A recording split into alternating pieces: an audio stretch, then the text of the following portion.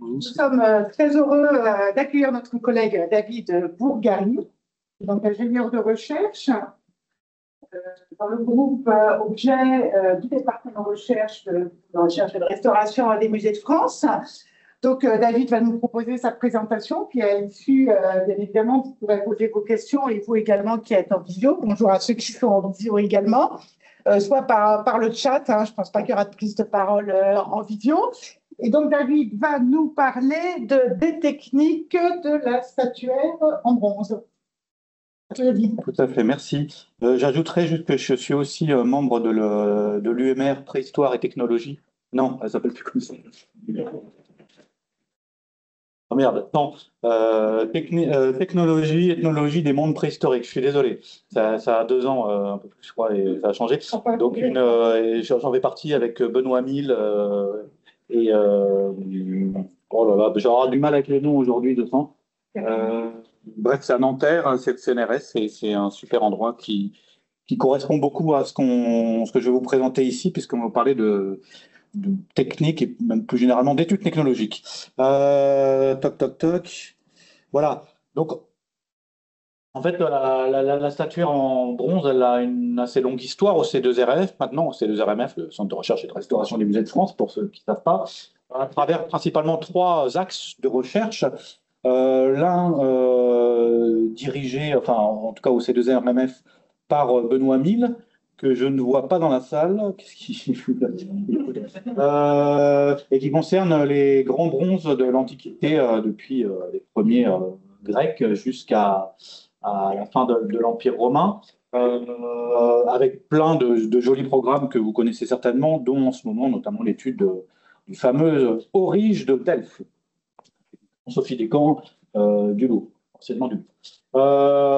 Un autre grand programme de recherche sur la statuaire en bronze, c'est celui qui concerne les productions angkoriennes au Cambodge, dont on a pas mal parlé récemment, notamment à cause du Vishnu, et dont on vous parlera très prochainement à l'occasion d'une exposition qui ouvre Musée le 30 avril et à laquelle vous êtes conviés. Vous pouvez recevoir des invitations pour des visites.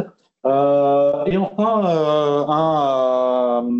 une recherche sur ce qui s'appelle les bronzes français, donc toutes les productions produites à partir du XVIe siècle et jusqu'à la fin du XVIIIe. Je ne sais pas très bien quelle est la fin, mais enfin, c'est ce qu'on appelle les bronzes français. Et donc, à propos de ces bronzes français, en fait, vous signalez quand tout a démarré finalement, tout ce que je vais vous présenter là, en 2008, à l'occasion de l'exposition de Geneviève Brest-Bautier et Guillaume Scherf du Louvre, du département des sculptures, sur justement ces bronzes français, les bronzes français de la Renaissance au siècle des Lumières. Et à cette occasion, j'ai étudié pas mal de bronzes des collections du département des sculptures. Donc vous voyez ici un petit exemple. On est quand même dans pas du taille humaine, pas tout le temps, mais enfin on est dans du grand bronze.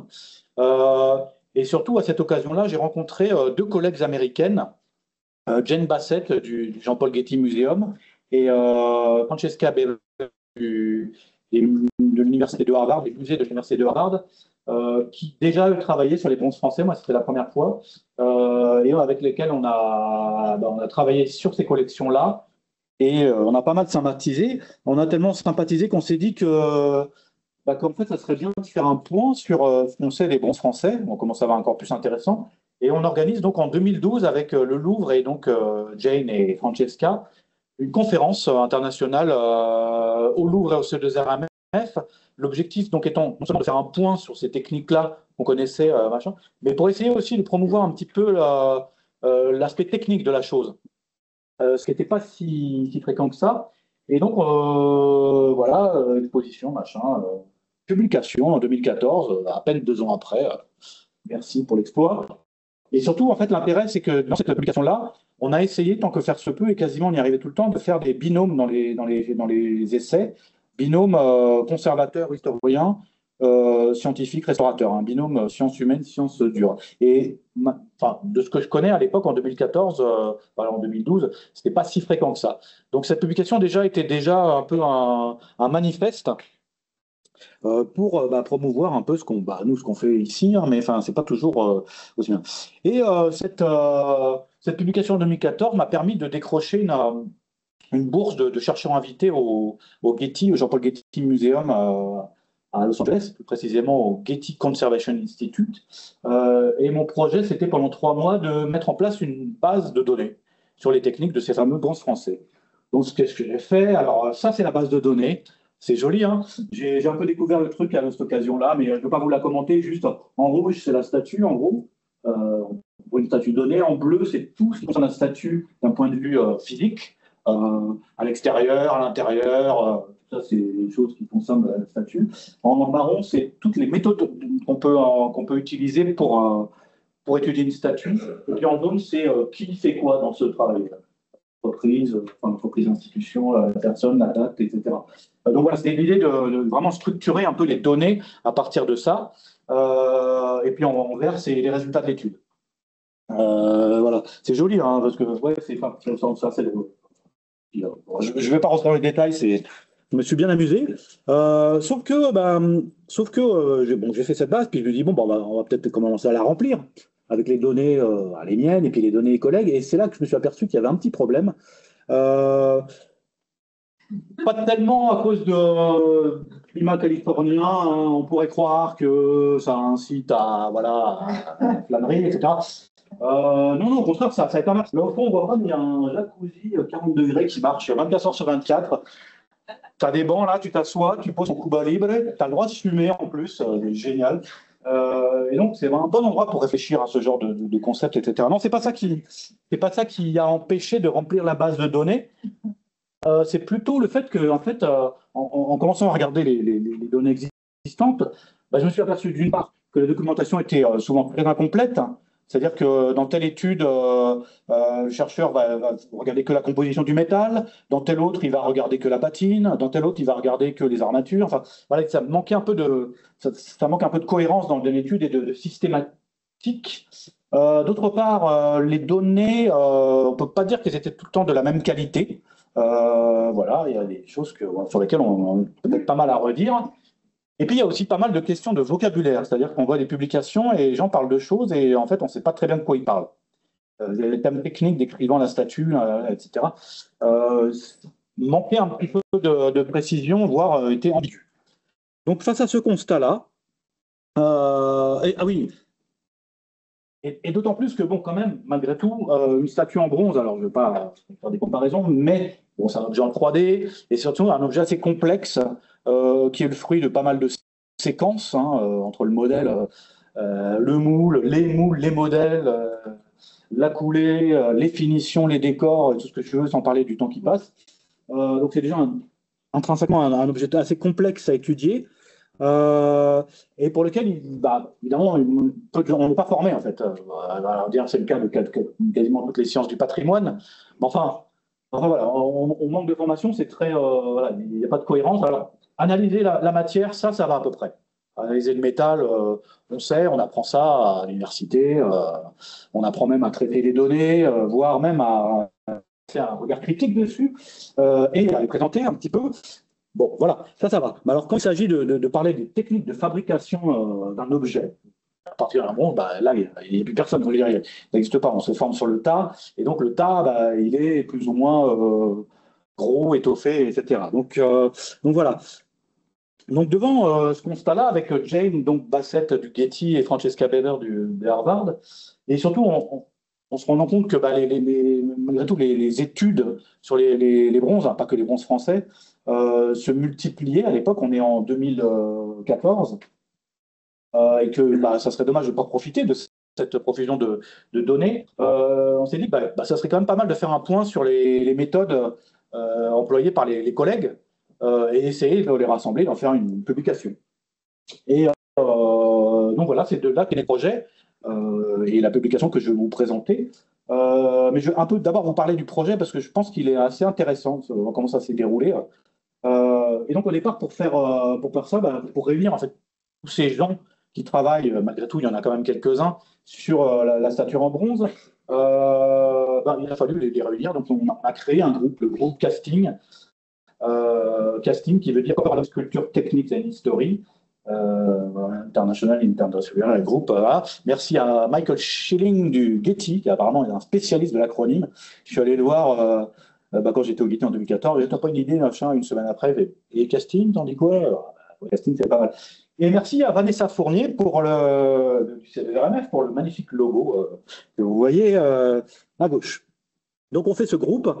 Alors ce groupe, c'est quoi? C'est une cinquantaine de personnes venues d'horizons assez différents, de pas mal de grands musées. Alors j'ai tout mis, hein, c'est la carte du monde, là, je ne sais pas si vous avez reconnu. Le Getty, Harvard, la Smithsonian, Frère Sackler, MGA, le British, Fitzwilliam, le VMA, le Louvre, etc., etc. Donc des musées, donc des conservateurs, des restaurateurs, des métallurgistes. Qu'est-ce qu'il y a d'autre? Des fondeurs, un artiste, un industriel. Voilà, on est une cinquantaine à peu près dans le monde à s'être réunis enfin, on a identifié un petit peu, puis qui ont commencé à former le début de la réflexion de ce que je vais vous présenter. J'oublie des gens, je suis désolé. Euh, et donc l'idée, en fait, pour réunir tous ces gens-là qui ne parlent pas la même langue, enfin, on a parlé anglais, il ne faut pas se mentir, mais surtout enfin, franchement, on n'a pas du tout la même culture. Un américain, un français, désolé. Et puis quelqu'un qui vient des musées. Enfin bon, bref, il y a quand même des choses à mettre en place. Et on s'est dit que pour mettre en place un peu ce brainstorming, on va faire des ateliers. Et donc, on en a fait 5. Donc, ça commence en. L'idée étant de partager les choses de différentes manières. Et donc, ça commence en octobre 2015. On se retrouve tous au Getty et on fait des séances pendant 2 jours, à l'occasion d'ailleurs de l'exposition sur les bronzes antiques. On fait du brainstorming plus ou moins assis sur qu'est-ce qu'on va faire, enfin, qu'est-ce qu'on va faire. Donc ça commence comme ça, hein. Et puis voilà, puis ça continue. En juillet 2016, j'organise une semaine d'immersion à la fonderie d'art de Coubertin, là, qui est dans la vallée de Chevreuse, dans lequel on est une grosse trentaine. On propose de fabriquer chacun sa statue, en gros. Alors on ne va pas fabriquer une statue, on va fabriquer la tête de l'Apollon de Lillebonne, qui est conservé ici et à GER, réduite de 2 tiers. Enfin, c'est 2 tiers de la hauteur. Et on a proposé 6 techniques différentes, 6 techniques anciennes différentes. Et voilà, pendant 5 jours, 6 jours, même 5 jours et demi, on était une trentaine à la fonderie de Coubertin à faire soit de la fonte au sable, la fonte à cire perdue, le modèle, les machins, tous les trucs. C'était pas mal. Un grand merci à François Jourdan, qui à l'époque, je ne sais pas s'il l'est encore, dirigeait la fondation de Coubertin, et à Christophe Berry, qui dirige encore la fonderie de Coubertin. Voilà, donc ça, c'était un des premiers ateliers, à apprendre ni plus ni moins à faire un bronze, quoi. Pas rien. Et donc, il y a des têtes que vous devez voir de temps en temps, quand il y en a une qui traîne à glaer. On en a quelques-uns, on en a ramené chacun une, puisqu'on a travaillé par binôme. Enfin bon, bref. Détail. Deuxième atelier, on s'est dit avec Brice Vincent de l'École française d'Extrême-Orient, parce que c'est principalement avec lui qu'on a réfléchi sur la question. On s'est dit qu'étudier un bronze, c'est pas seulement faire l'autopsie, hein, aussi rigoureuse soit-elle d'un corps inerte, hein, un bronze, mais c'est aussi regarder un peu tout ce qui se passe autour du bronze, son environnement technique, culturel, économique, politique, etc. Et c'est quoi ça? C'est faire de l'archéologie ou faire de l'ethnologie éventuellement. Et donc on s'est dit, on va emmener les copains et les copines sur un lieu où on a tout ça. Et ce lieu, en ce moment, en tout cas, il y en a ailleurs bien sûr, mais le Cambodge est pas mal pour ça. Donc pendant 10 jours, on était, combien on était? Je crois qu'on était 38. Pendant 10 jours, Brice Vincent nous a guidés sur des sites archéologiques liés à la production, à la fonderie, sur des lieux de consommation. Là, on est avec Marie Beaufist au temple du Mébon occidental. On est exactement à l'endroit où se trouvait le Vishnu. Vous allez voir l'expo dans le puits carré là. On n'a pas fait de l'ethnologie, mais on a été visiter des fonderies contemporaines aussi, fonderies d'art, aussi d'ateliers de martelage, etc. Et puis on n'a pas pu s'empêcher d'aller commencer à tester un peu, parce que là, on a déjà en 2016, on a déjà commencé à bosser sur le guide, tester un petit peu sur la rassemblée sur un bronze dans lequel tout le monde peut rentrer, c'est pratique. Donc le Vishnu du Mébon occidental que vous voyez là et on va reparler assez. Donc voilà. Et accessoirement, finalement, ce qu'on a fait là, c'est un peu, sans le vouloir, une préfiguration de ce que vous allez voir à l'exposition là, qui ouvre 30 avril, parce que on en parle. Alors, à l'époque, on n'avait pas encore découvert la mine de cuivre, avec Sébastien Clouet notamment, évidemment Brice, Vincent. Mais voilà, sinon, le reste, tout est à peu près déjà en place. Hein, l'archéo et tout, le machin ethno, le moderne, la continuité. Donc, c'était un joli terrain de rencontre. En mai 2018, on organise un atelier, cette fois de ciselure et gravure, puisque, bon, une fois qu'il est fait, il faut quand même lui faire des choses sur la surface pour qu'il ne soit pas moche, ou moins moche. C'est pas tout le temps le cas, hein, mais moche, bref, avec Emmanuel Play et Dominique Ropsis, on organise un atelier ici, au C2RMF, de sculpture et de ciselure pendant 2 jours. Alors, je voudrais m'excuser auprès des collègues du C2RMF qui, il faut imaginer 30 personnes tapant en arythmie totale sur du cuivre. Ça fait un peu de boucan, en fait, avec des ciselés en acier. Voilà, donc cet atelier-là. On a organisé le même quelques semaines après à Washington, à la NGA, à la National Gallery, parce qu'on ne peut pas réunir tout le monde. Donc là, en gros, il y a les Européens au C2RMF et puis les Américains chez eux. Donc voilà, un exemple une plaque comme ça, un exemple des différents essais de ciselure faits par les copains. Et enfin, on s'est dit que une sculpture en bronze, c'est aussi tout ce qui concerne sa mise en couleur, donc patine et dorure. Donc l'aspect patine a été pris en charge par Andrew Lassie, un sculpteur fondeur gallois qui fait partie du projet. Et la dorure, c'est Stéphanie Courtier qui nous a fait des super ateliers de dorure. On va pas oublier Paolo Picardo et Luc Robiola, on a eu des cours de corrosion, des sortes de choses. Et puis Aurélia Azema et Annick Texier de l'RMH qui nous ont sensibilisés aux techniques d'analyse des patines. On a fait des trucs. Donc voilà, ça c'était en octobre 2018. Alors voilà, on s'est bien amusé pendant 3 ans. Alors, on ne s'est pas que amusé, parce qu'à chacun de ces ateliers, l'idée c'était aussi d'avoir des séances un peu de brainstorming pour réfléchir à la publication. Donc là, un exemple de brainstorming, on reconnaît les. Alors, c'est marrant, on a changé de tête quand même. Hein. C'était en 2018, c'est pas si loin de ça, mais ouais. C'est assez moche de regarder ces trucs-là. Bon, on va passer vite. Et notamment, en fait, un des gros questions, c'est comment est-ce qu'on présente un guide sur un objet aussi complexe? Comment on étudie? Enfin, voilà. Et en fait, au départ, moi, j'étais parti sur l'idée, avec mon super base de données, là, sur une approche objet. C'est-à-dire, en fait, on va dire aux gens, d'abord, qu'est-ce qu'on peut voir quand on observe de façon globale une statue? Chapitre 1. Chapitre 2, qu'est-ce qu'on peut voir comme indice technique qui va nous dire des choses sur les procédés de fabrication quand on regarde la surface externe? Qu'est-ce qu'on peut voir quand on regarde la paroi interne?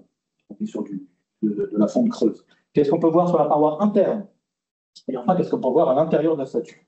C'est un peu l'idée en disant, bon, voilà, on a un objet, on va guider les gens sur chaque étape. Ça marchait pas terrible, ce truc-là, parce qu'en fait, il n'y a pas de questions. Enfin, il n'y a pas vraiment de questions quand on arrive dans le chapitre. Qu'est-ce que je cherche, quoi, en fait? Et vous savez mieux que moi, probablement, qu'on trouve finalement que ce qu'on cherche. Et qu'est-ce qu'on cherche là? On cherche à reconstruire les procédés de fabrication. Donc en fait, l'idée est plutôt de guider les gens suivant les procédés.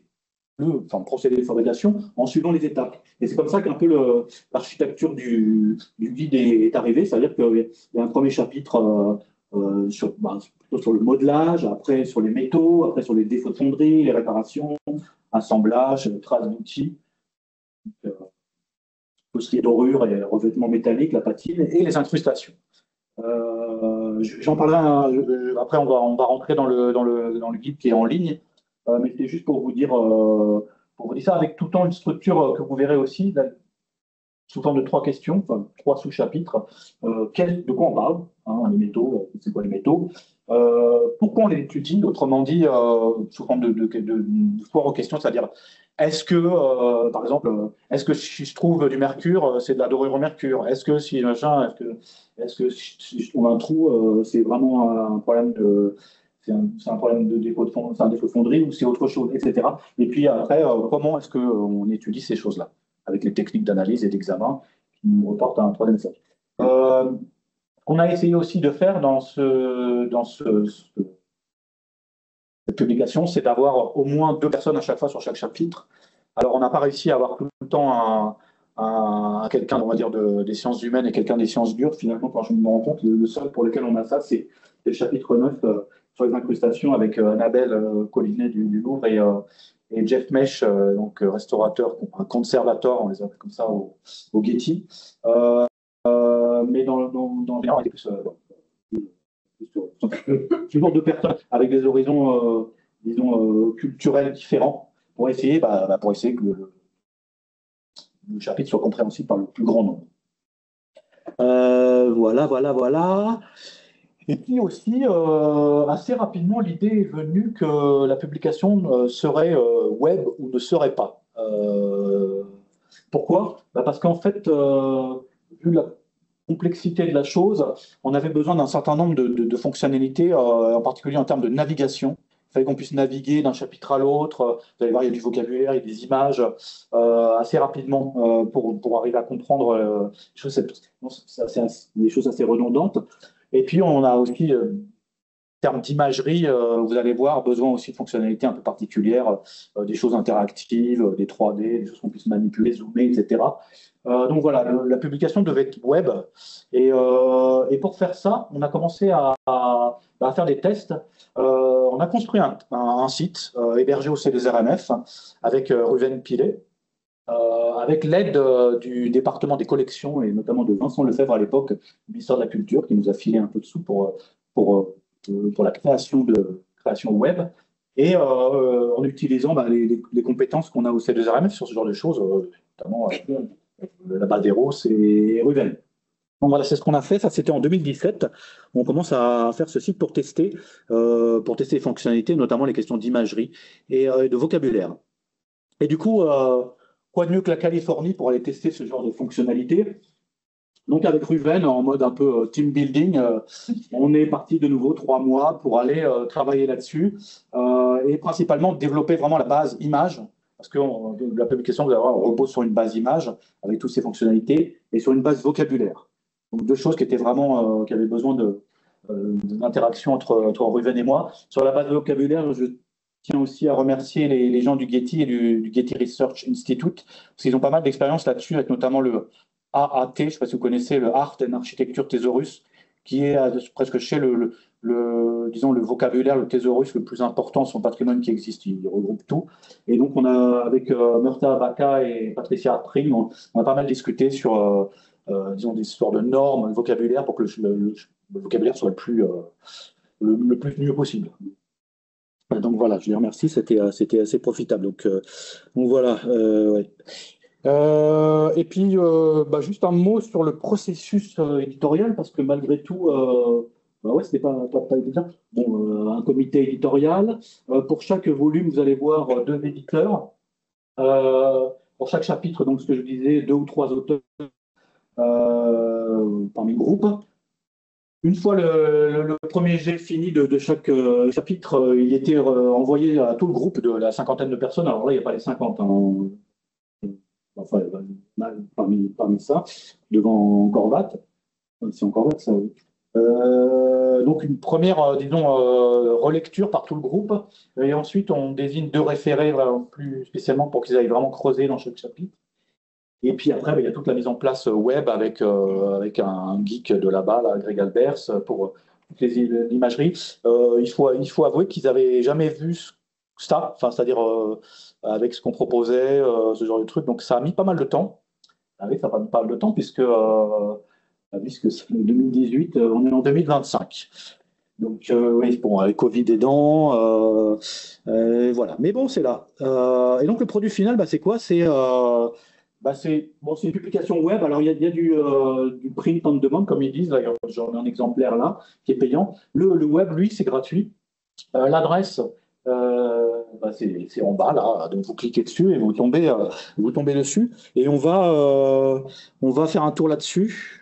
Alors, si j'y arrive. Peut-être que je sors du. De toute façon, il y a déjà. Ah, je l'avais ouvert.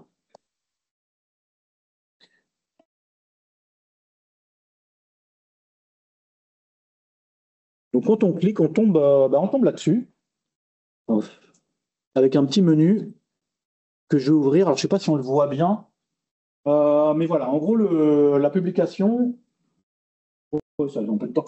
La publication, c'est quoi? C'est une introduction générale, un volume, donc le fameux volume dont je vous parle, un peu le corps de la chose, un deuxième volume sur lequel s'adosse le premier volume qui est sur l'aspect technique, technique d'analyse, technique d'imagerie, et puis enfin, 7 études de cas euh, pour montrer un peu comment ça marche, le vocabulaire, la base image, et puis voilà, et puis le reste, le truc habituel. Donc voilà. Sur l'introduction, qu'est-ce qu'on pourrait dire? Oui, elle est pas mal l'introduction, parce que, enfin, c'est pas parce que c'est moi qui l'ai écrite avec Francesca, mais parce que d'abord, malgré tout, on s'est quand même pas mal creusé les méninges pour savoir pourquoi est-ce qu'on étudie un bronze. Donc, on a fait quelques remarques là-dedans. On a fait aussi une historiographie assez rapide sur le domaine. On aborde la question du cycle de vie d'un bronze, enfin, moi, je connaissais pas trop. Voilà. Et puis après, dans la deuxième partie, on décrit tous les procédés qu'on connaît. Et ça, c'est pas inutile, je pense. Enfin, en tout cas, pour moi, c'était pas inutile. Qu'est-ce que je voulais vous montrer là-dedans? J'ai pris des notes parce que. Toc, toc, toc. Ah oui, on a fait un. Qu'est-ce qu'on a fait? Alors attends. Je vais ouvrir par exemple Lost West Casting et le direct Lost West Casting. Oui, par exemple, on a fait une table. On a fait un recensement. Alors, ça a été assez rapide, mais quand même dans le monde de ce qu'on connaissait des fonderies d'art et comment elles travaillent. Voilà, alors ça donne ça, on voit rien, mais il faut juste me croire. Là, il y a les différents procédés à la serre perdue, 1, 2, 3, 4, 5, 6, 7, 8, 7, et le sable. Et puis là, par pays, la France, le Royaume-Uni, Allemagne, Italie, États-Unis, voilà, Afrique, Chine, Cambodge, enfin, pas mal de noms de fonderies qu'on a recensées et comment elles travaillent. Bon, c'est pas une étude ethno, enfin voilà, c'est pas. Mais bon, ça donne un peu des idées. Et alors là, si on commence à faire ça, ah non, non, je ne l'ai pas beaucoup parcouru ce guide, je me souviens vous dire. Et puis après, qu'est-ce que je voulais montrer? Oui, par exemple, sur la fonderie, par exemple, la cire perdue, comment ça marche? Donc, on a essayé. Ah non, c'est pas celle-là que je voulais montrer. Hop. Ouais, c'est là qu'on va pas y arriver, hein. Donc, il y a pas mal de vidéos. Ouais, non, ça va pas le faire. Qu'est-ce qu'il fait? Ah, faut taper là-dessus. Oh, bon, d'accord. Bon, voilà, il y a pas mal de vidéos qui montrent les différentes étapes. Alors là, sur la serre perdue, comment on va faire le modèle en cire. Après, une autre vidéo qui montre comment on fait la fonte. Après, l'autre qui montre comment on fait la ciselure. Enfin, comment on fait. Certaines personnes faisant cela. Voilà, c'est pas du tout exhaustif, mais ça donne juste des images. Il y a un truc que j'aime bien, que peut-être je vais arriver à ouvrir. J'ai demandé c'est la figure 3. J'ai demandé à un fondeur, Jean Dubos, de me dire combien de temps ça dure de faire le modèle, combien de temps ça dure de faire de repousser le modèle, combien de temps ça dure de faire la fonte, combien de temps ça dure de faire les réparations, etc., etc. Combien de temps ça fatigue. Parce que c'est des choses que finalement, qui sont rarement renseignées dans les publications. Non, ça marche pas du tout, hein. Et donc, en fait, on devine la courbe là. Et en fait, il m'a. Là, c'est en fait la taille de la statue, de 20 centimètres à 2 mètres. Et chaque courbe, c'est une étape. Et donc, il m'a dit, en fait, parce qu'il a eu la chance que lui, il a travaillé sur des séries avec différentes tailles. Alors, en argentin, je ne me souviens plus le sculpteur. Et donc, il avait ce truc à disposition. Donc là, on montre un petit peu, et puis, vous voyez, en fonction de la taille, voilà, ça passe de, je sais plus, ça fait en centaines d'heures, en fait. 100, 200, 300, 400, 500 heures. Oh, bon. Donc voilà, ce genre d'information aussi qui est rarement disponible et qu'on a voulu en tout cas montrer. Alors si j'arrive à rien montrer, ça va pas être terrible, hein, le truc. C'est pas ma faute. Qu'est-ce que je voulais faire sur les patines? Il y avait un truc qui était vachement bien aussi à me montrer. Je sais même plus où je suis là. Pourquoi j'arrive pas à tourner à gauche? J'aurais peut-être dû. Parce que je suis pas en mode. Putain, c'est marde. Et je vais revenir dans le menu. Ah non, mais là, il est... Voilà, bah, sur les patines, il y a des arbres décisionnels, mais si j'arrive pas à vous les montrer, ça va pas le faire. C'est laquelle que je voulais montrer. Bon, enfin voilà, vous les regarderez vous-même, hein. Donc on a essayé de faire un truc très pratique, quoi. Le texte est très court, c'est plutôt sous forme de bullet points, de machin. Alors s'il y a un truc qui est quand même pas mal, je vais revenir sur l'histoire de... pourquoi je voulais vous montrer ça? Ouais, sur l'histoire de What is Patina, par exemple. Voilà. Vous voyez ce que je vous disais. Première sous-partie, c'est quoi la patine? Alors, il y avait tous les trucs. Alors, je vous explique pas la patine. Ça a été le truc le plus compliqué à faire parce que personne n'était d'accord. D'abord, c'est quoi une patine? C'est quoi la définition d'une patine?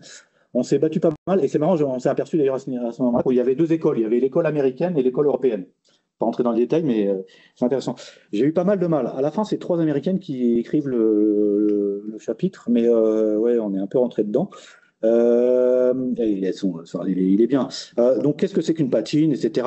Après, ce que je vous disais là, pourquoi est-ce que je vais analyser une patine? Et puis, c'est plutôt sous forme de questions, hein. Est-ce qu'on peut arriver à déterminer si la patine est originale ou pas? Est-ce qu'on peut distinguer la nouvelle d'une ancienne patine, etc., etc. C'est vraiment des questions. Alors, ça aussi, c'est un truc que j'ai mis en place, c'est un questionnaire avec toutes ces questions, les frequently asked questions, toute la communauté des 50 personnes. J'ai tout un processus de questions. Quelles sont vos questions sur tel ou tel aspect? Et donc, on a fait un peu le tri et ça en a sorti la publication. Et puis après, une espèce de checklist, c'est comment est-ce qu'on étudie la patine. Donc avec tout ce qui est de l'ordre de l'examen visuel, tout ce qui est de l'ordre de l'analyse, et qui renvoie en fait principalement au volume 2. Alors là, et pareil, là, je suis assez content de ça. On a fait deux tableaux synthétiques qui vont peut-être pas apparaître à l'écran, mais en fait avec deux entrées différentes. Soit par entrée procédé, c'est-à-dire je m'intéresse au noyau, je m'intéresse au métal, je m'intéresse au défaut de fonderie, je m'intéresse à la patine. Qu'est-ce que je peux utiliser comme technique d'examen? Qu'est-ce que je peux utiliser comme technique d'analyse? Et qu'est-ce que ça me dit comme information? Avec les renvois au chapitre du livre. Voilà, un truc un peu très on évolue pratique. Et inversement, un autre tableau où c'est le contraire, c'est entrée par technique, analyse. Et qu'est-ce que ça peut me dire sur la patine? Qu'est-ce que ça peut me dire sur le noyau? Qu'est-ce que ça peut me dire sur le machin? Donc voilà, c'est un peu ça l'idée de faire quelque chose d'utile enfin, et de fonctionnel. Les études de cas, je vais quand même vous les montrer parce que c'était donc l'idée là, c'était de mon. Non, c'est pas ça. Ah, j'arrive pas avec ce truc. On est où là? Ah oui, on est dans le tableau. Donc là, je reviens à ça. Les études de cas, l'idée, c'était de présenter un petit peu ce qui se fait dans le domaine à travers cette étude de cas balayant. Là, on a Benoît avec les dauphins de Vienne, donc dans l'Antiquité romaine. On a le médiéval, on a la Chine proto-historique, on a l'Asie du Sud-Est, 9e siècle, l'Indonésie, donc les bronzes français, et le 19e siècle européen, enfin américain en l'occurrence, et Andrew Lassie, un fondeur-sculpteur contemporain. Donc l'idée était, alors par exemple, si j'arrive à ouvrir le dauphin de Vienne, parce que c'est clairement la mieux, hein, c'est faux, c'est deux RMF. Il y en a pas mal qui sont faux, c'est deux RMF quand même. L'idée te présente de façon assez synthétique et ça va peut-être pas marcher, mais ce que c'est que selon nous une étude de cas, donc évidemment avec l'introduction, le contexte de l'étude, à chaque fois les photos, machin, les questions qui se posent, enfin là l'historiographie en l'occurrence, les questions, et puis après on y va quoi. Tout ce qu'on a trouvé, enfin donc, en l'occurrence ce que Benoît et collègues ont trouvé. Je vais aller vite, hein. Bon, voilà, je vais vite. Il a trouvé plein de choses. Donc, et avec, vous voyez, toutes ces images un peu avec des dessins dessus qu'on peut enlever ou pas. Je peux aller, hop, on dessine les canaux de coulée. On arrive à la fin, machin, comment ça a été fait, tout ça, des vidéos. Je ne vais pas vous les montrer, du 3D qui bouge. C'est beau. Toc, toc, toc. Et donc, j'arrive, c'était en fait pour vous emmener à la fin, parce qu'à la fin, donc, il y a un résumé Ah oui, elle est longue, hein. À la fin, il y a un résumé, voilà, un résumé de ce qu'on a été voir. Alors là, le résumé, bon, il est intéressant aussi parce que ça, c'est quelque chose que finalement, c'est Benoît qui a mis ça au point. Enfin, moi, j'ai rarement vu ça, un schéma technique, c'est-à-dire un schéma qui présente un petit peu, bon, on voit rien là. Super, mais en fait, qui représente, pour imaginer tous les indices techniques sur une radio, souvent mise à plat, etc. Et puis surtout, ce qui est intéressant aussi, je trouvais là-dedans, est ce qu'on a demandé aux auteurs, bon, conservation, je vais y arriver, c'était de nous faire aussi un petit générique de fin, c'est-à-dire comment vous avez travaillé là-dessus, combien de temps ça a pris. Oui, faire leur question aussi, ça c'est important, c'est dit que. Merde, c'était avant. Voilà. Vous voyez, par exemple, là, la photographie, 5 jours en utilisant ça. La radio, 5 jours en utilisant ça. 10 jours pour l'analyse, etc., etc. Donc, essayez aussi de documenter concrètement ce que c'est qu'une étude technique pour aussi montrer à ceux qui, peut-être accessoirement aussi aux demandeurs, voilà, comme le temps ça prend et qu'un investissement, ça demande en termes de personnes et de temps. Voilà. Voilà pour l'étude de cas. Et puis, finir sur le vocabulaire quand même, parce que c'est quelque chose sur lequel on a passé pas mal de temps. Ce vocabulaire-là, il est en 5 langues, anglais, français, allemand, italien, chinois. Quand vous cliquez dessus, il se met en. Et il y a une cinquantaine de termes. Alors, on a choisi les termes, disons, les plus ambigus et les plus utilisés, les plus discutés aussi. Ils ne sont pas tous là. Et donc, par exemple, si on va voir j'ai dit quoi, moi, patine? Quand on clique sur ça, sur un des termes, on va tomber sur une jolie page avec une définition, plein de photos. Alors, définition en français, en anglais là, mais en français, si on a choisi la truc française, que j'ai fait d'ailleurs, et je suis tombé sur l'anglais. Euh, alors, en discutant avec le AAT, avec les gens du Architecture Art and Architecture Thésaurus, ils m'ont dit que j'ai découvert qu'un thésaurus, pour être valable, il fallait que, enfin, dans son nom, un terme, il fallait qu'il ait au moins 2 références bibliographiques qui fassent autorité. Et donc, c'est ce qu'on essaie de faire en allant peut-être un peu plus loin, en essayant, tant que faire se peut, d'avoir 4 différentes sources bibliographiques, soit de la publication dans le domaine des sciences du patrimoine, soit de la publication dans le domaine de l'industrie, soit et dans le domaine de l'art et l'artisanat, et puis de la référence historique aussi, parce que tant que faire se peut, essayer aussi de phaser chronologiquement tel ou tel terme, parce que ça aussi c'est important, parce que accessoirement, ce guide il peut aussi être utilisé par des historiens qui vont aller chercher dans les archives anciennes, et ça arrive souvent que les termes qu'on découvre même au XVIe siècle, des fois qu'on lit, n'est pas de signification très évidente. Voilà. Donc voilà, ça c'est quelque chose sur lequel on a travaillé et qui, qui, à mon avis, donne pas mal de choses. Qu'est-ce que je voulais dire? Donc les traductions, il n'y a pas là-dessus sur l'exemple, mais on a aussi mis des synonymes et puis aussi une rubrique. Alors elle n'est pas tout le temps le cas parce que c'est pas tout le temps le cas, mais de ne pas confondre avec. Attention, ce terme-là, plein de gens l'utilisent pour dire ceci, alors qu'en fait, c'est pas bien. Ne recommencez pas. D'ailleurs, accessoirement, j'ai oublié de vous dire, mais dans la présentation du volume 1, où on présente comment étudier un bronze, par exemple, comment étudier une patine, il y a aussi à chaque fois un chapitre qui est des risques de mauvaise interprétation.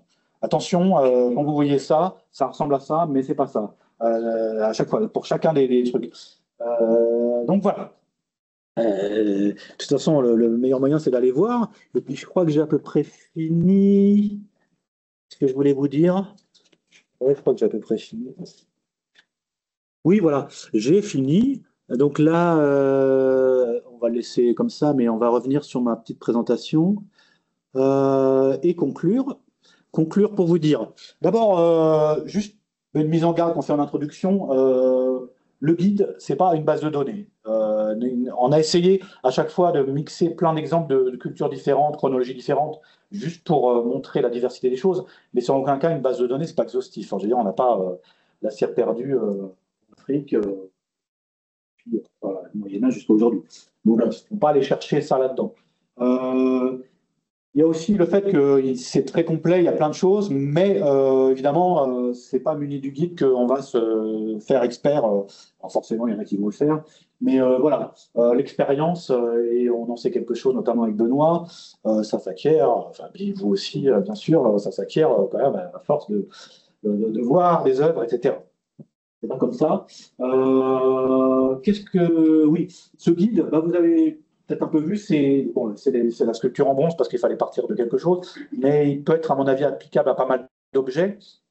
Alors déjà, toute la partie du examen technique, enfin, on présente pas mal de choses. Ah oui, j'ai oublié de dire, pour la photographie notamment, ça c'était bien, c'est Alexis Comenda et Anne Maigret qui, je leur ai demandé combien de temps ça fait combien de temps il faut pour faire une photo.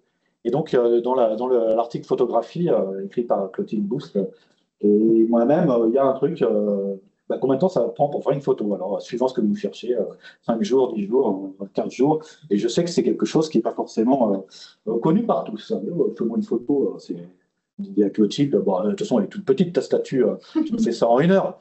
Donc voilà, c'est ce genre de truc pratique aussi, pas mal. Et donc oui, donc, applicable à mon avis à d'autres objets matériaux, avec quelques adaptations.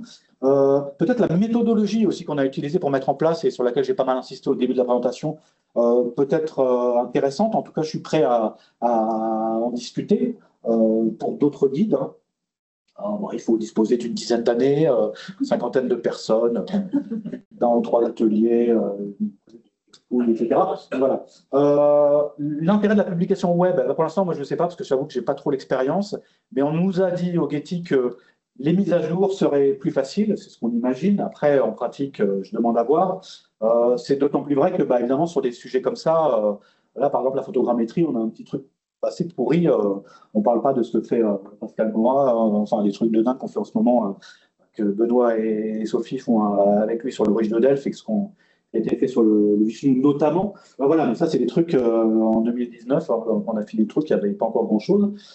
Et puis, toutes les techniques qui évoluent, et puis tout ce qu'on découvre aussi sur les techniques.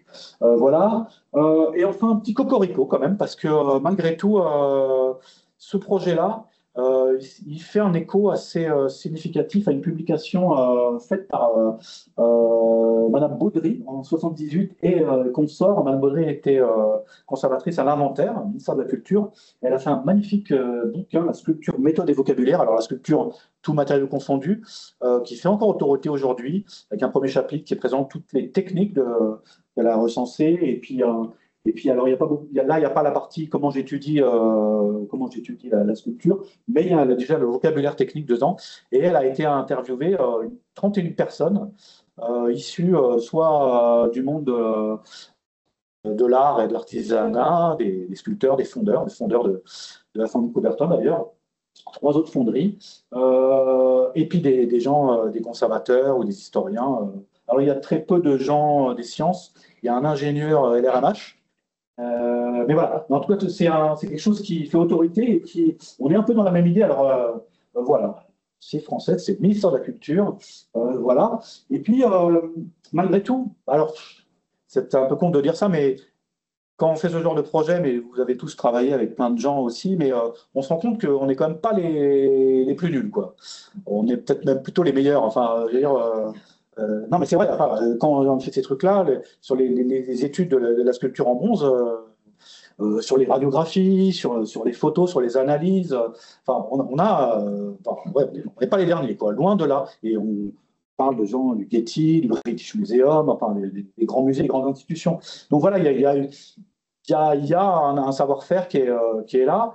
Et là, c'est évidemment plus par rapport aux décideurs de se poser la question, mais d'où il vient ce savoir-faire, ou pourquoi est-ce qu'il existe, comment ça fait. Voilà. Évidemment, la question de la recherche publique se pose en plein. Moi, j'ai passé pas mal de temps là-dessus, même énormément de temps sur ce projet-là, que peut-être j'aurais pas pu si j'étais je travaillais dans un autre contexte. Voilà, juste pour dire ça, mais quand même, c'est pas pour se mettre. Ce produit existe, enfin, cette compétence existe là. gardons-la. Voilà. Et merci donc, merci à toute la communauté. J'ai pas mis les 50 et quelques personnes, dont pas mal de gens ici, toutes les institutions. Et puis, effectivement, les trois gros porteurs, c'est le C2RNF, le Getty et les musées d'Harvard. Voilà, voilà. Merci.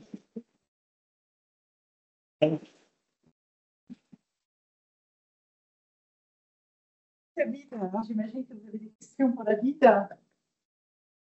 Comment ça? Regardez sur les. Oui, vas-y, Christine. Moi, j'avais une question très pragmatique. C'est, tu as été financé par les trois labos ou tu avais d'autres bourses pour bouger tous les gens et pour faire tout ça? Non, il n'y avait aucun. Alors oui, ça, je ne savais pas comment le mettre, je voulais le mettre, mais j'ai aucun financement. On a tous fait sur fonds propres. Alors je voulais mettre ça, la recherche publique et tout, mais bon, le Getty, c'est pas vraiment, franchement, la recherche publique non plus. Donc c'est pas vrai qu'il n'y a pas que. Mais on était financé en mission. Alors la plupart des gens étaient institutionnels, mais il y en avait quand même un bon quart qui ne l'était pas. Et en fait, on s'est arrangé. C'est-à-dire que hôtel, chambre double. Un peu de reliquat par-ci par-là, on paye l'avion d'un tel. Ça a été vraiment à la démerde, ouais. Mais ça a suffi pour faire les choses. Et c'est vrai que le projet s'adosse sur pas mal de grosses institutions qui ont des moyens, effectivement. Mais à part, voilà, à part les trois bourses du Getty pour aller faire du surf à Santa Monica, et puis l'aide du ministère de la Culture pour c'est 10 000 euros pour monter le site. Le reste, c'est que du. Et puis des aides un peu, la fondée de Coubertin, on a payé, mais l'accueil était dérisoire, quoi. On a passé 5 jours dans les logements là-bas, à la cantine, vin à volonté. Ouais, non, voilà. Après, évidemment, tous les gens se sont un peu pliés au jeu aussi. Voilà. Donc, mais ça marche. Ça marche tant qu'on a un minimum de support de fonds récurrents. Effectivement, ce qui n'est pas forcément tout le temps le cas, et peut-être pas encore moins dans l'avenir, mais ouais, c'est un financement autonome. Et la publication, pareil. La publication, on a cherché, puis en fait personne n'avait envie de se fader un montage de projet, on ne savait pas faire. Enfin, on était un peu tous des babacools. Et du coup, Getty Pub, lui, peut publier gratuitement, enfin gratuitement sans nous demander d'argent, ce qui n'est pas le cas de tous les éditeurs. Voilà. Autre question pour David? Oui, toujours. Est-ce que tu as des retours depuis que ça a été mis en ligne? Moi, pas, enfin juste, ouais, super, c'est cool.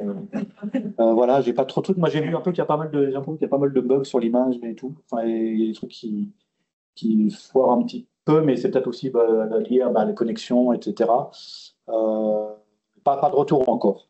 On n'a pas trop de revues de presse, je crois. Je sais pas très bien. Non, je crois pas encore. C'est depuis quand?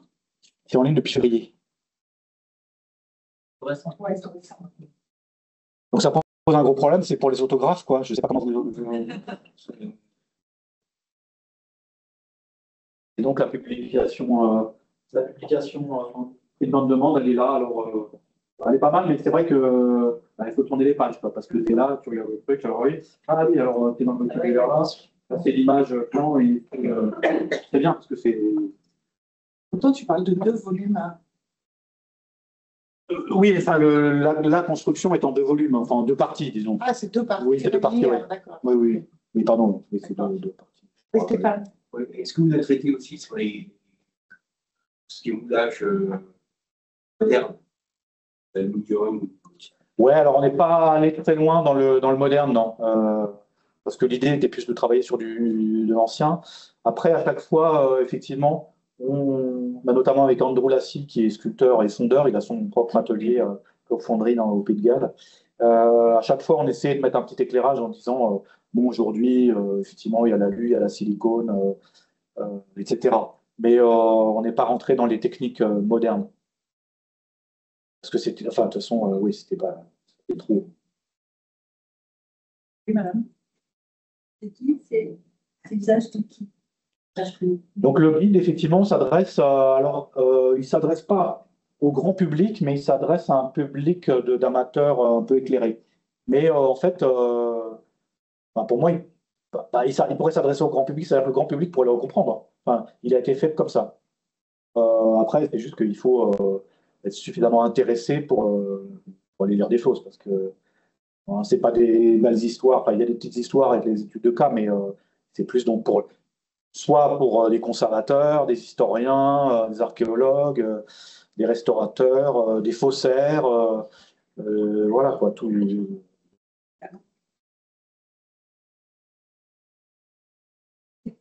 Non, mais il va se balader avec son téléphone portable et il va faire. Je suis la génération de. Moi aussi, hein, je dis ça parce que j'arriverai pas à le faire, mais. Ok. Ça, Mais après, oui, mais après le grand public, il va pas, enfin, il va pas museler pour voir. Il va avoir des statuts d'abord. Il va pas essayer de décortiquer chaque statut. Si il va pour le faire, et ben si, il prendra le truc. Vous essayez et vous me dites. Dans un musée, plus intéressé. Oui, oui, bien sûr, oui. Mais il s'est voulu accessible, disons. Oui. Et donc le futur, maintenant que vous avez fait un petit peu de projet, il y a des suites. que tu sais ça. Ça s'ouvre, C'est en fait, ouais, c'est aussi une bonne question parce que en fait, le site qu'on a fondé là, ici, qui est hébergé au C2RMF, enfin avec Rudy, il existe encore. Et en fait, il ne faisait pas seulement que simuler, enfin faire des tests, il servait aussi de plateforme de données, de machin. On avait les rencarts là-dessus, on a plein de photos sur les ateliers, enfin il y a plein de choses. Et moi, j'aimerais bien lui donner un avenir à ce truc-là. Je voulais notamment créer dessus un outil simplement comment on dit, enfin, une plateforme de travail partagé. Tout simplement, est-ce qu'on peut poster une image et puis aller la noter chacun? Voilà, un truc comme ça. Alors à l'époque, quand on a commencé en 2018, ouais, mais bon, mais là, on est déjà en 2025, j'imagine, c'est super facile à faire. Il faut juste. Donc voilà, il faut juste du temps, en fait, quelqu'un qui s'en occupe. Mais moi, l'idée, c'est plus de ça, de maintenir la communauté. C'est vrai que là, ça s'est un peu tombé. ça, vous allez encore parler sur le projet. Ouais, on se connaît, mais c'est vrai que une fois que t'as pas un projet de publication, t'as pas de projet d'étude, t'as rien, quoi. Enfin, alors j'envoie, machin, on travaille sur ça, mais la communauté en tant que telle, si elle n'a pas de but.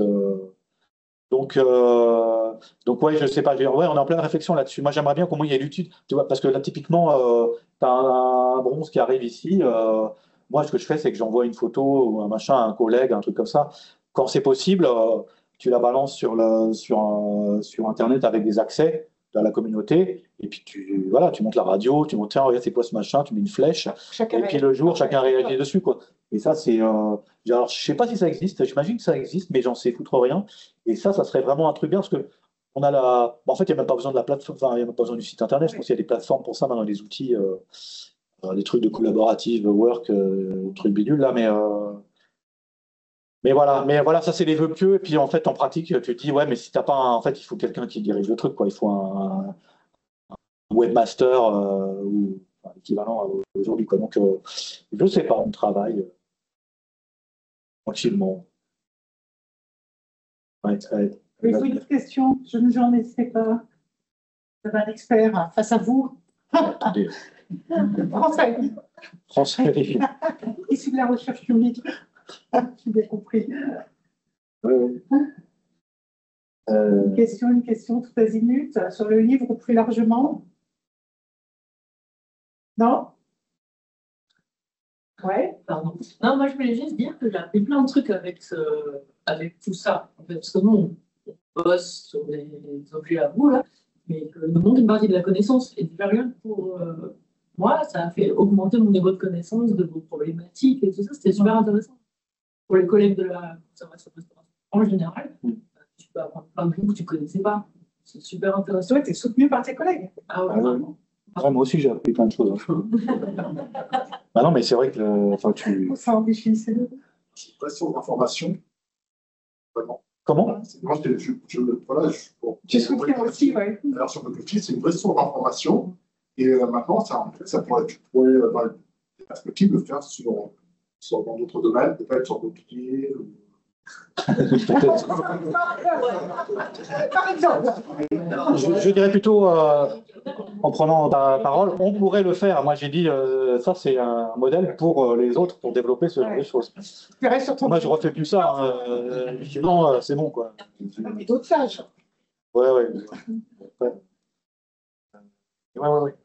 J'espère, parce que voilà. J'ai compris, donc Marc-André prolongé. Ah, par contre, ah oui, il y a un message aussi qui était pas mal, et ça, c'était Philippe Malbouir du département des objets d'art qui nous avait dit au début, il faisait partie du projet, puis bon, pour des raisons diverses, il a pas suivi, mais il a été de très bons conseils au début, et il nous disait, mais faites attention, surtout, essayez pas d'imposer des normes. Bah, des normes, c'est-à-dire en dire, bah, il faut faire comme ça, il faut faire comme ça, il faut employer tel terme, il faut employer. Ça ne marchera pas, les gens, ils ont leurs habitudes, etc. Et c'est ce qu'on a fait, en fait. On a simplement fait l'inventaire, comment on travaille, essayer de qualifier ces méthodes-là, c'est bien, c'est pas bien. Les termes, c'est pareil, en fait. On a recensé plein de synonymes. Alors, on en a mis un parce que, pour faire le thésaurus, il y en a un qui est en avant parce que c'est plus utilisé. Mais voilà, mais on dit attention, surtout, on n'utilise pas. Parce que les gens ont leurs habitudes et elles ont un sens aussi. Enfin, un fondeur utilisera un terme que l'historien de l'art n'utilisera pas pour des raisons très pratiques et il n'en changera pas. Donc voilà, ça c'était c'était vraiment un bon conseil. Surtout ne pas imposer, c'est juste faire l'inventaire, quoi. Parce que sinon, on braque les gens. Et puis c'est quoi en fait finalement? Il n'y a pas de terme. Et même le terme de bronze, alors ça elle est intéressant, la patine. Bon, parmi les termes vraiment intéressants, la patine, mais le bronze, il y a rien, une entrée bronze. Et en fait, bronze, ça veut dire des milliers de choses. Et nous on dit bah, bronze, c'est un alliage de cuivre et d'étain. Et on dit, vous allez voir, en fait, dans tout le guide, on va parler de bronze pour dire les alliages. On va même parler de bronze pour dire les objets en bronze, parce que c'est vachement pratique. Je veux dire, la sculpture en bronze, au bout d'un moment, t'en as marre, quoi. Tu sais qu'on parle de ça, donc on dit, j'ai vu ce bronze-là, tu as vu le bronze 17e. Donc voilà, c'est un peu ce côté pratique, pragmatique, quoi, et ça vient, en fait. Mais cette histoire de normes, c'était vraiment une bonne idée, quoi. Merci, Philippe. Et de quelle manière ça va être valorisé au Getty, cet ouvrage, tu sais? Bah, ils vont le vendre $89 la version print on demande. Je ne sais pas très bien à le valoriser. C'est pas clair, effectivement, moi, leur politique. Bah, ils sont pas mal les réseaux, mais alors là, j'avoue que je pas. Ouais, ils ont l'habitude. Hein. Un lancement commun, je sais. Non, bah, il n'y a pas eu de truc, il n'y a même pas de. Moi, je m'attendais à qu'ils m'invitent jacuzzi là, avec le Cuba Libre et tout ça, mais. Et pas, il n'y a pas eu un lancement collectif. Non, mais en fait, ça a un peu. Ouais, ça. Ça monte du livre. Comment? Ça monte du livre. Le salon du livre, d'accord. Bah, ok, ouais, je ne sais pas s'il est encore temps. Mettre un stand. Peut-être, regarde, c'est des questions sur le. Oui, alors quand on fait là. Ouais, je retourne sur ton. Voilà. Et je vois rien. Comme ça, on voit ceux qui sont là. Les discussions, t'as pas de discussion là? C'est où la conversation particulière? Ouais, conversation, voilà. Conversation. Ouais. Activité. Bon, bah, il y en a beaucoup qui nous ont. On les a invités, ils nous ont. Voilà. D'accord, ok. N'hésitez pas, hein, qui êtes en ligne, si vous avez une question à poser. Et vous qui êtes dans la salle? Oui. Je me demandais si avec tout ce projet, parce que tu disais, ça serait bien que. J'imagine que vous attendez aussi peut-être des retours de tout ça. Et je me demandais si par hasard, une espèce de base de données, justement, d'études de cas pouvait être pensée, et justement à partir de tout ce travail, parce que effectivement, le vocabulaire en métallurgie, quel que soit la métallurgie, ça a toujours été la problématique, mais effectivement, moi j'ai rencontré ça en métallurgie du car, et ça, d'accord sur la personnalité dans quelle partie. Et du coup, est-ce qu'il n'y a pas aussi cette solution un peu de. J'en sais rien, je sais pas, c'est une idée comme ça de base de données un peu open source pour venir pas non plus. Oui, bien sûr, oui. Mais ce qui permettrait de. Bah, de toute façon, la base de données, la base vocabulaire et la base image sur laquelle se base la publication, c'est deux bases qui sont qui ont été créées par Ruven et qui sont hébergées au C2RMF et qui sont bien plus complètes que ce qu'on a publié. Enfin, il y a 4 fois plus d'images. Par contre, elles n'ont pas été aussi travaillées, et le vocabulaire aussi, qu'il a été fait pour la publication. Il y a des sources, enfin, c'est encore elle est en chantier. Donc ce truc-là existe, la structure existe, mais voilà, quoi, il faut s'en occuper, il faut s'en occuper, quoi. Mais oui, oui, bien sûr, ouais. Ouais. Et, et puis voilà, ça évolue, puis il y a des langues qui manquent. Même le Khmer, là, le Khmer, il y a maintenant, avec ce qu'a fait Brice, Yang Song, enfin, il y a des manuels, il commence à y avoir plein de termes connus, et j'imagine dans plein d'autres langues. En espagnol, alors il n'y a pas l'espagnol, on va me dire, c'est bizarre, au Getty à Los Angeles, mais en fait, il n'y a pas beaucoup de recherches. Enfin, moi, je connais aucun chercheur espagnol sur la stature en bronze. Donc voilà, c'est tout, hein, ça s'est passé comme ça, ce qui empêche qu'il y en a qui vont apparaître. Donc voilà, mais oui, oui, il y a plein de choses à faire dessus. On aimerait bien, en fait, vu le temps qu'on y a consacré, ça serait dommage de ne pas thésauriser dessus, mais j'avoue que moi, ouais, ouais, ouais. Si quelqu'un veut bien prendre le relais, je suis pour. Hein. Stéphanie. Ah oui, Stéphanie d'abord. Et, sur le carbone, il y a des sources bibliographiques, et puis il y a ce qu'il y a dans les sources bibliographiques, et pas forcément la technique de la manière dont tu dois le fabriquer, mais plutôt une interprétation de la personne qui l'a écrit. Et puis il y a la transmission du métier dans l'atelier. Chaque atelier a ses propres techniques, ses propres matériaux, etc. Comment vous avez fait pour digérer ces informations et choisir, pas choisir, parce que je comprends que vous avez eu pas de choses, mais c'est énorme en termes de connaissances et de savoir d'aller chercher toutes ces informations. En fait, on n'est pas allé chercher dans les ateliers, comme on disait, on est allé chercher dans les publications et dans l'expérience des gens, donc pas mal de choses non publiées aussi, du groupe, de ce qu'ils connaissaient des techniques en Asie, en Afrique, en Amérique du Nord. Voilà, on a juste recensé ça. Et pour le vocabulaire, pareil, c'est le vocabulaire qui est publié, bah, c'est pour ça qu'il s'adosse à de la référence. Voilà, donc on n'a pas fait d'enquête technologique notamment, parce que ça ressemble un petit peu à ça, ce dont tu parles, pour faire ça. C'est complètement autre chose. Là, c'est vraiment un outil juste pour aller, enfin, et de base, pour aller chercher des choses et aider les gens à s'y repérer, pour justement après aller faire ce genre d'études, notamment. Pas que sur l'objet, effectivement, mais sur la production. Mais ouais, ouais, non. Voilà, après, et puis sur la question de la transmission, voilà, il y a des choses super intéressantes. C'est pour ça, c'est ce qu'on fait à Nanterre, notamment l'UMR temps, là, la transmission des savoirs et des savoir-faire, c'est un des gros enjeux de leur recherche et qu'on aimerait aussi nous mettre en pratique. Mais ouais. C'est autre chose. Enfin, là, on est vraiment un outil de base, quoi. Un petit truc. Paris. Qui peut pas manquer. Oui, oui, oui, oui. Je pense qu'il manquait, ouais. Effectivement, l'ouvrage 78, ouais. sur les défauts de fond, c'était des choses sur les productions industrielles, les objets archéologiques, etc. Il y avait vraiment un manque. Et donc, je pense que ça fera, enfin, ça prendra le temps, mais ça fera quand même une différence. Ça viendra beaucoup d'archéologues, historiens d'art ou autres. Ouais, c'est sûr. Ça viendra compléter effectivement le premier endroit du mais je pense que c'est un peu le temps et faire des comptes rendus. Des comptes rendus qui soient faits, que ce soit utilisé aussi. Ouais, ouais, bah là, si vous avez des idées, moi, parce que les Anglais, enfin, les anglophones, les collègues sont. Mais moi, en France, enfin, en francophone, j'ai pas trop d'idées, ni de contacts, mais ça, après, c'est un peu ce que je suis censé faire aussi la com chez nous, mais si vous avez des idées, n'hésitez pas. Et puis, ou enfin, des endroits à aller faire ce genre de présentation, pareil, quoi, parce que c'est un peu bête que ça. Tu vois, par exemple, l'école du Louvre, j'aurais bien aimé qu'il des gens, par exemple, hein, mais pas que. Il y en a peut-être, hein, mais je pense pas. Voilà, quoi. Ouais, ouais, à Nanterre, bon, ça, ils sont au courant. Donc voilà. Ah oui, bah, oui. Bah, enfin, Marie. C'était joué que tu as deux bons partenaires écrivains.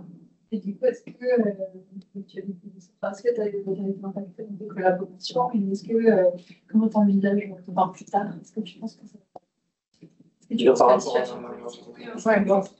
ça peut impacter je sais pas, ouais, ouais. Mais bon, c'est vrai qu'en ce moment, j'ai pas de projet avec eux. oui, d'accord, c'est déjà fini. Bah, c'était, ouais, ouais, ouais, on travaillait sur. Puis même les bronzes français, c'est vrai que j'y travaille pas beaucoup. Enfin, j'ai un peu arrêté. Hein. Donc, mais on se voit. Ouais, ouais. Non. Ah ouais, bah oui, oui, ça peut être terrible. Surtout, bah, il y en a une, elle s'est tapée les incendies, là, puis après, Ouais. il y a le taré, là, qui arrive. Comment vous avez sélectionné votre cas d'étude? Bah, en disant qu'il fallait qu'on fasse un truc un peu, on balaye un peu tous les contextes chronoculturels, ouais, et chronologiques, et puis avec ce qu'il y avait disponible, et les gens disponibles, quoi. Après, ça va vite, hein. Si tu fais ça, tu te dis, D'accord. ah bah tiens, il n'y en a pas tant que ça, finalement, de choses avec un peu toute l'étude, enfin, l'étude idéale, disons, qu'on veut. Donc c'est un peu comme ça que ça s'est fait, et parmi les gens du groupe, qui a une idée. D'accord. Mais ah oui, Proposition, en fait. par contre, je vous conseille l'étude de cas numéro 7 parce que donc c'est là où je vais interviewer Andrew Lassie, qui est sculpteur et fondeur Pays de Galles. Il enseigne aussi à la Royal Academy à Londres. Et en fait, je lui ai posé toutes les... Enfin, j'ai essayé, je me suis mis à la place du chercheur devant une statue de Barthélemy Prieur au XVIe siècle. Et je me demande comment tu as fait cette statue. Donc, je vais poser un max, j'ai essayé de lui poser plein de questions sur sa pratique, quoi. Comment tu fais ça? Pourquoi tu as choisi de faire ça? Pourquoi tu as fait un moule en plâtre là, alors que je sais que tes collègues là-bas font comme ça? Enfin, il y a plein de. Alors, j'ai pas pu tout faire, mais c'est Benoît, il m'a dit que c'était bien. Alors, si Benoît, il a dit que c'était bien, je pense que c'était bien. Mais voilà, c'est aussi peut-être ce genre d'enquête qui est peut-être pas souvent. Alors, ça répond un petit peu à ce que tu disais, Stéphanie. Là, c'est la seule un peu enquête ethno où je lui demande bah, pourquoi tu fais ça et quels ont été tes choix. Alors, il y a un gros biais, c'est qu'il est sculpteur, enfin, c'est-à-dire c'est lui-même artiste. C'est aussi un taré, enfin, il fait des trucs de dingue. D'ailleurs, quand on écrivait les chapitres, on disait quand tu vois ça, nous on était là, quand tu vois ça, ça veut dire que ça. Et si je peux me permettre, il existe aussi il y a un truc que personne ne connaissait, mais qui est ancien, ça veut dire, ça peut être aussi ça. Enfin, il y a un truc, une vision mais voilà, juste cette étude de cas, elle est assez intéressante parce que c'est peut-être assez rare d'aller interviewer. Alors, si l'ethno, ça se fait, hein, mais là, sur des points vraiment très, très précis, techniques, oui, c'était une enquête ethno. Ouais. Voilà, pardon, je fais un peu la pub, mais c'est peut-être quelque chose aussi qui est pas habituel. Bon, voilà. Oui, Benoît. Ah. Benoît, vas-y. Ouais, en fait, si on regarde un peu en arrière sur parce qu'il y a le résultat, c'est la production de ce livre. Mais ça a aussi, parce qu'il a été le plus marquant, je pense, pour la petite recherche, ça a été les rencontres qui ont été organisées et la communauté qui s'est créée grâce à ces rencontres. Pas dans l'histoire de futur, parce que là, les mises à jour, les partages d'informations sur les plateformes web, c'est de combler peut-être un petit manque qu'il y a sur les rencontres. Parce que ça peut vivre cette communauté, les personnes qui sont aussi bien touchées. Ça, c'est quelque chose qui existe depuis longtemps, en fait, sur les groupes antiques. C'est le presse. Qui fait que, enfin, qui fait aussi que de manière, les gens ne sont pas forcément impliqués dans les castings parce qu'ils avaient déjà une autre communauté qui était restreinte, comme ils sont sur les recherches sur les de l'Antiquité classique. Mais est-ce que, je pense que pour le côté asiatique, il y a déjà pas mal de rencontres, ça fait pour les réponses. Qu'est-ce qui. Ouais, non, il y a eu des monstres français, ça a créé une dynamique, mais est-ce qu'il y a mal un petit. Ouais, certainement, ouais. Mais oui, il n'y a pas grand-chose. Enfin, en tout cas, pas à ma connaissance. Alors, ils font des choses. Si les Américains se voient pas mal entre eux, entre les musées américains, là. Une espèce de communauté.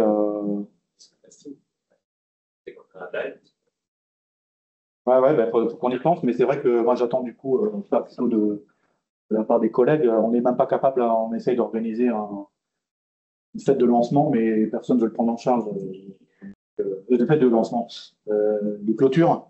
Et voilà, quoi. Donc, aller faire un barbecue chez André, Orlando ou Pays de Galles, ce qui serait bien d'ailleurs. Mais voilà, ouais, bah, évidemment, ça serait bien, effectivement. Et puis, ce genre d'exemple, Ça n'a pas vocation à évoluer c'est-à-dire à et de gens, et même si ça n'a jamais été rien strict, hein. C'est juste que déjà la dimension des degrés fait que c'est même important de pouvoir organiser aussi pour la personne. C'est aussi s'il n'y a pas de moyens, ça c'est pas c'est organisé avec des moyens différents. À chaque fois qu'on cherche des moyens, on cherche la personne de publier, donc c'est certain qu'il n'y aura pas de possibilité de faire grossir ça, hein, tu vois, pour accueillir tout le monde, tu vois, mais par contre, c'est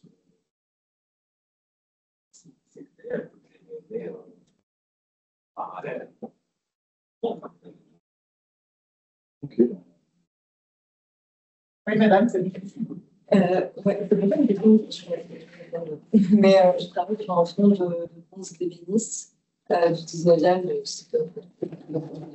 et je suis historienne des techniques sur l'expression de l'heure, et je me demandais si, en suivant un guide qui est quand même assez tourné scientifique sans dotation en équipement, c'était quand même possible de réaliser des analyses viables et Ouais. erreurs sans radio, sans photo. Bah, on a essayé aussi à chaque fois, donc faire ce peu, enfin, de dire, enfin, de dire, voilà, qu'est-ce qu'on peut faire avec cette technique-là, et enfin, donc notamment l'examen visuel, c'est beaucoup, et de toute façon, ça, c'est, tous les gens ici le savent, c'est la première chose, et c'est la chose sur laquelle on devrait passer le plus de temps.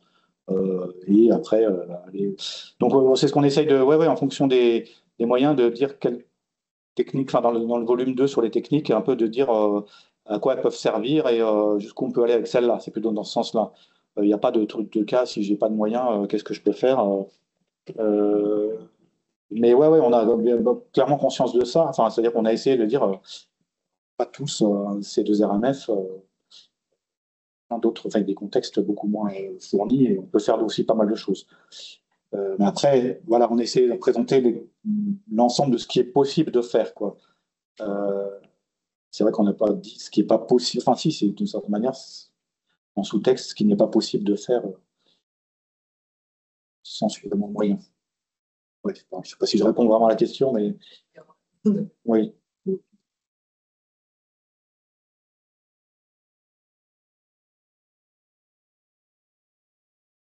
Question? Rien en ligne? Je ne suis pas sûr. Question pour David? Non? C'est en autographe pour commencer? C'est pas le vide? Ouais, je suis prêt, ouais. Pardon.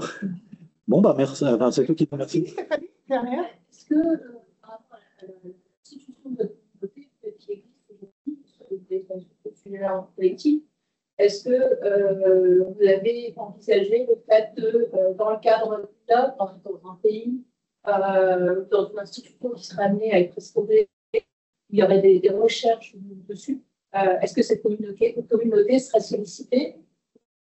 Non, je pense qu'elle n'est pas identifiée véritablement par personne à part les gens de la communauté, quoi. Mais de toute façon, enfin, ouais, je sais pas. Oui, ça pourrait, mais Par exemple, avec tu as besoin de connaissances de spécialistes, de confrères qui sont dans ta communauté, est-ce que tu peux les solliciter? Est-ce qu'il y a un comité scientifique, quelque chose que j'utilise beaucoup en France, C2, et qui peut être plus large, international, et qui permet justement de réunir tout un tas de spécialistes? la mise en réseau, à part, non, il n'y a pas de structure telle quelle, mais c'est toujours la même histoire. C'est effectivement se rendre peut-être plus visible. Et puis après, c'est où chercher la personne dont on a besoin. Ouais. Il n'y a pas de projet comme ça. Enfin, projet. Chacun après est parti et étudie ses trucs, qui travaille sur le Bernin, autres. Enfin voilà, chacun continue à mener sa vie et il n'y a pas de projet commun. Mais effectivement, l'idée d'une source, carnet d'adresse, c'est utile. Ouais. Merci beaucoup, David. Merci. la